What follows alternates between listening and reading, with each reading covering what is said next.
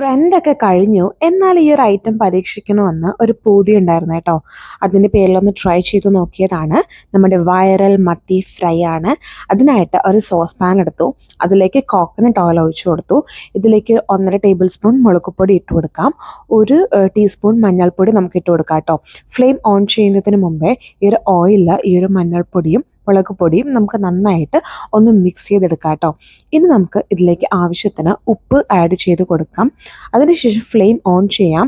എണ്ണ ഇങ്ങനെ നന്നായിട്ട് തെളിഞ്ഞ് വരുമ്പോഴത്തേനും നമ്മൾ ചതച്ച് വെച്ച് ചെറിയ ഉള്ളി ഉണ്ടല്ലോ, അത് ആഡ് ചെയ്ത് കൊടുക്കാം. നമ്മൾ കുറച്ച് ഇഞ്ചിയും കുറച്ചധികം വെളുത്തുള്ളിയും ഞാൻ ആഡ് ചെയ്ത് കൊടുത്തിട്ടുണ്ട്.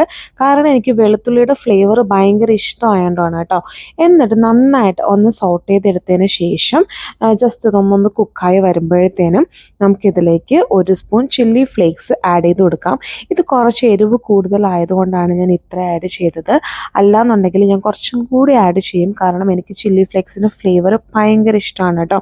ഇനി നമുക്ക് ഒരു നെല്ലിക്കയുടെ വലുപ്പത്തിലുള്ള പുളി എടുത്തിട്ട് വെള്ളത്തിലൊന്ന് ഇട്ട് വെക്കാം. കുറച്ച് നേരം കഴിയുമ്പോഴത്തേനും അത് നന്നായിട്ട് സോക്കായിട്ട് വരും. അത് പിഴിഞ്ഞെടുത്തിട്ട് ആ ഒരു വെള്ളം ഇതിലേക്ക് നമുക്ക് ഒഴിച്ചു കൊടുക്കാം. നമുക്ക് ഇതിൽ പ്രത്യേകിച്ച് പരിപാടികളൊന്നുമില്ല. നമ്മൾ നന്നായിട്ട് വരഞ്ഞു വെച്ചിരിക്കുന്ന മത്തി നമുക്കിതിലേക്ക് ആഡ് ചെയ്ത് കൊടുക്കാം.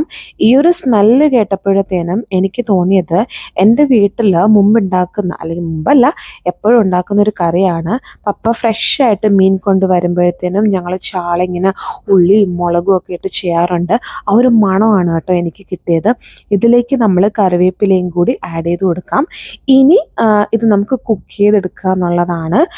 ഇത് നന്നായിട്ട് ഈ ഒരു മസാലയൊക്കെ നമ്മുടെ മത്തിയിൽ പിടിക്കും. എന്നിട്ട് നന്നായിട്ട് ഒന്ന് ഫ്രൈ ആയിട്ട് വരും. ഇതൊരു കറി പരുവാണല്ലോ, പക്ഷെ ഇത് നന്നായിട്ട് ഫ്രൈ ആയിട്ട് വരും. അപ്പോൾ അതാണ് അതിൻ്റെ കറക്റ്റ് ഒരു പാകം എന്ന് പറയുന്നത് കേട്ടോ. നമുക്ക് തിരിച്ചു മറിച്ച് ഇടുമ്പോൾ നിങ്ങൾ സൂക്ഷിക്കേണ്ട ഒരു കാര്യം, മത്തി ഉടഞ്ഞു പോകാതെ വേണം. റെസിപ്പിയാണ്. എനിക്ക് സാധാരണ മീൻ ഫ്രൈ ചെയ്യുന്നതാണ് എനിക്ക് പേഴ്സണലി ഇഷ്ടമായത്. അപ്പം നിങ്ങൾക്ക് ഇത് തോന്നുവാണെങ്കിൽ നിങ്ങളും ട്രൈ ചെയ്ത് നോക്കിക്കോളൂ. അപ്പോൾ ബൈ ഫ്രം മേരി.